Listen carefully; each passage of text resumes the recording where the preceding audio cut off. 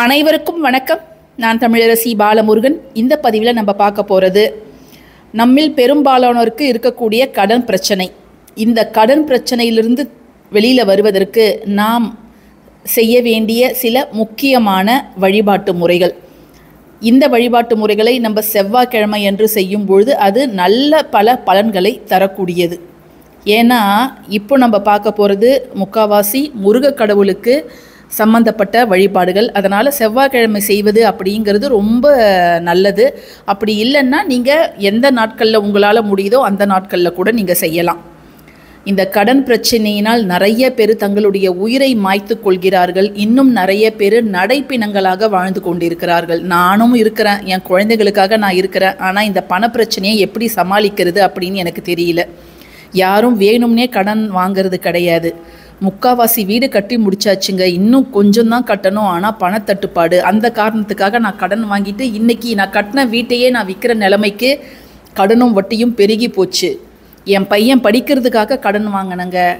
ஆனால் பையன் படித்து முடிச்சுட்டு அவன் வாழ்க்கையை பார்த்துட்டு போயிட்டான். இன்றைக்கி அவனுக்காக வாங்கின கடனை நான் இன்றைக்கி அடைக்க முடியாமல் வயதான காலத்தில் அடைச்சிட்டு இருக்கிறேன் அப்படின்னு நிறைய பெற்றோர்கள் குமுறுறாங்க. அது மாதிரி நோய், பெரிய நோய் ஒன்று வந்துடுது. ஒரு நடுத்தர குடும்பத்தில் ஒரு பெரிய நோய் ஒருத்தவங்களுக்கு வந்துடுது. அவங்க எப்படி அந்த நோயை சமாளிப்பாங்க? கடன் வாங்கி தான் சமாளிக்க முடியும். இதை மாதிரியான எதிர்பாராத நிகழ்வுகளால் நிறைய பேர் கடன் வாங்கிட்டு அதிலிருந்து வெளியில் வர முடியாமல் தவிக்கிறாங்க. இந்த கடனை எல்லாம் தீர்த்து உங்களை வெளியே கொண்டு வருவதற்கு ஒரே ஒரு சக்தி வாய்ந்த பொருள் இருக்குதுன்னா அது வெல்லம்ங்க. நிறைய வழிமுறைகள் நம்ம பார்த்துருக்குறோம். இன்றைக்கி நம்ம பார்க்க போகிறது 3 வழிபாடுகள். 3மே வெல்லத்தை பயன்படுத்தி நாம் செய்ய போகிற வழிபாடுகள் தான். அதனால் இதிலெல்லாம் எனக்கு நம்பிக்கை இருக்குது அப்படிங்கிறவங்க தொடர்ந்து பாருங்கள். முதல் வழிமுறை என்ன அப்படின்னு பார்த்தீங்கன்னா, செவ்வாய்க்கிழமை அன்று நீங்கள் சுத்தபத்தமாக இருக்கும் பொழுது அசைவம்லாம் சாப்பிட்ருக்கக்கூடாதுங்க. இந்த வழிபாடுகளை செய்யும் பொழுது நீங்கள் சுத்தபத்தமாக இருக்கும் பொழுது ஆண்களாக இருந்தாலும் சரி, பெண்களாக இருந்தாலும் சரி, உங்கள் வீட்டுக்கு அருகில் இருக்கக்கூடிய முருகன் கோவிலுக்கு சென்று உங்களால் முடிந்த வெல்லத்தை அன்றைய தினம் தானமாக கோவிலுக்கு தருவது அப்படிங்கிறது ரொம்ப நல்லது. முருகர் கோவிலுக்கு நம்ம இந்த மாதிரி சஷ்டி, கிருத்திகை இல்லை இன்னும் பெரிய விசேஷங்களில் நிறைய பொருட்களை நம்ம அபிஷேகம் அர்ச்சனைக்கு தானமாக தருவோம். ஆனால் இது ஒவ்வொரு செவ்வாய்க்கிழமையுமே உங்களால் முடிந்த வெல்லம், அது 1/2 கிலோவோ 1 கிலோவோ 2 கிலோவோ என்னவாக இருந்தாலும் நீங்கள் அதை வாங்கி தானமாக கொடுங்க. ஏன்னா ஒவ்வொரு கோவில்லையுமே மடப்பள்ளி அப்படிங்கிறது இருக்கும். அங்கே நெய்வேத்தியம் செய்வாங்க. கொஞ்சம் பெரிய கோவிலாக இருக்கும் பட்சத்தில், அல்லது இல்லைங்க ரொம்ப சின்ன கோவில், இங்கே மடப்பள்ளி வசதிலாம் இல்லை, ஒரு முருகர் மட்டும் இருக்கிறாரு அப்படின்னு இருக்கும் பட்சத்தில் நீங்கள் அந்த வெல்லத்தை வாங்கி முருகரோட அங்கே பலிபீடம் இருக்கும் இல்லையா, நம்ம உப்பு மிளகுலாம் கொட்டுவோம் ஒரு இடத்துல, அந்த இடத்துல வெல்லத்தை வாங்கி நீங்கள் வச்சுட்டு வந்துடுங்க. அது யாருக்காவது பயன்படட்டும். அதை யாராவது எடுத்துப்பாங்க, இல்லை கோவில் நிர்வாகத்தினர் அதை எடுத்துப்பாங்க. ஸோ இந்த தானம் அப்படிங்கிறது அவசியம் நீங்கள் செய்யணும். இதே கடன் பிரச்சனைக்கு நீங்கள் அருகில் இருக்கக்கூடிய அனுமன் கோவிலுக்கு சென்று வெல்லத்தை தானம் செய்வது அப்படிங்கிறது நல்லது. ஏற்கனவே நம்ம வெற்றிலை தீபமும் பார்த்துருக்குறோம், அது செவ்வாய்க்கிழமை அன்னைக்கு ஏற்றணுன்ட்டு. அதை நீங்கள் உங்கள் வீடுகளில் ஏற்றலாம். முருகனுக்கு வெற்றிலை தீபம், அதே மாதிரி அனுமானுக்கு செவ்வாய்க்கிழமை அன்னைக்கு வெற்றிலை மாலை நீங்களே உங்கள் கைகளால் கட்டி போடுவது அப்படிங்கிறது நல்லது. இந்த வெள்ள தானம் அப்படின்னு சொல்கிறோம் இல்லையா, இதை கூட நீங்கள் வீட்டில் இருக்கிறத எடுத்துகிட்டு போய் தரக்கூடாது.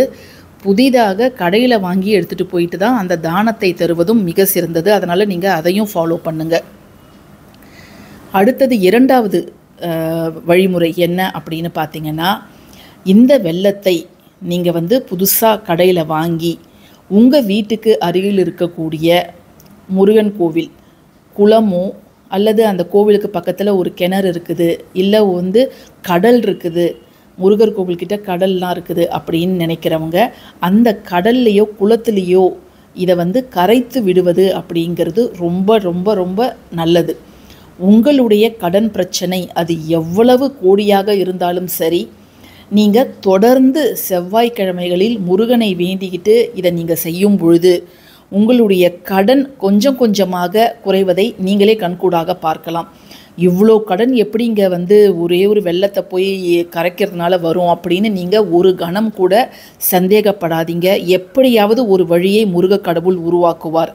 அவரை நம்பி நம்ம வந்து சரணாகதி அடைஞ்சு என்னுடைய கடன் பிரச்சனையை உன் காலடியில் வைக்கிறேன், நீ தான் வந்து என்னை காப்பாற்றணும், என்னை நல்வழிப்படுத்தணும், என் வாழ்க்கையில் ஒரு அமைதியை கொண்டு வரணும்னு நீங்கள் வந்து வேண்டிக்கிட்டு இதை மாதிரி வெள்ளத்தை அந்த கோவிலில் போயிட்டு கரைங்க, அந்த குளத்துலேயோ கிணற்றுலேயோ போட்டுடுங்க.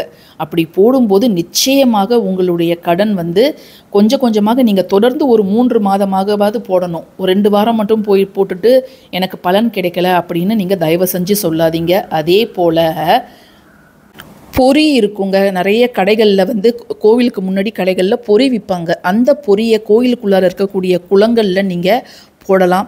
ஏன்னா நம்முடைய கர்ம வினையை நீக்குவதற்கு அன்னதானம் அப்படிங்கிறது ரொம்ப நல்லது.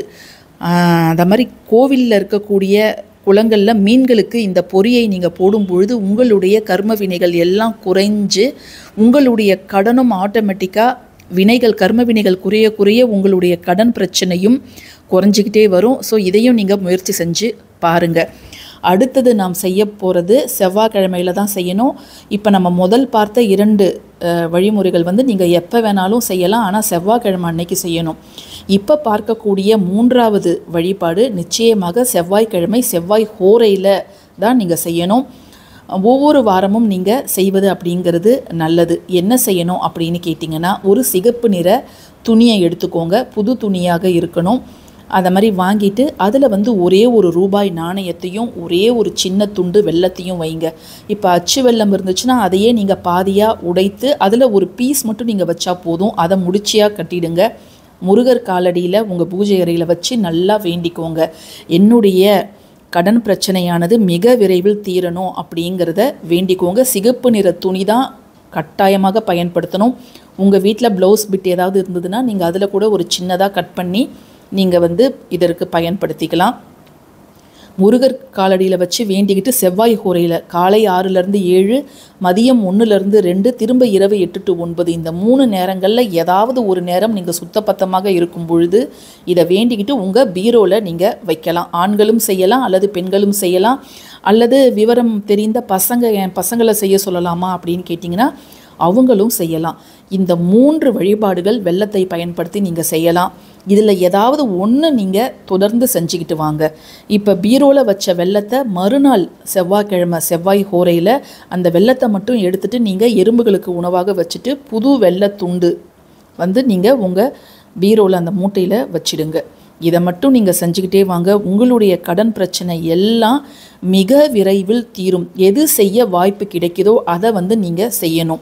3த்தையும் ஒன்றா செய்யலாமா இல்லை தனித்தனியாக செய்யலாமா, உங்களுடைய சௌகரியம் எப்படியோ நீங்கள் அப்படி செய்யுங்க. 3த்தையும் ஒன்றா செய்ய முடியும்னா செய்யுங்க, ஒன்றுமே தவறு கிடையாது. இந்த பதிவில் நம்ம பார்த்தது உங்களுக்கு ரொம்ப பயனுள்ளதாக இருக்கும். பயனுள்ளதாக இருந்துச்சுன்னா கட்டாயமாக லைக் பண்ணுங்கள், ஷேர் பண்ணுங்கள், நம்மளுடைய சேனலுக்கு சப்ஸ்கிரைப் பண்ணுங்கள். Thank you for watching this video. நன்றி.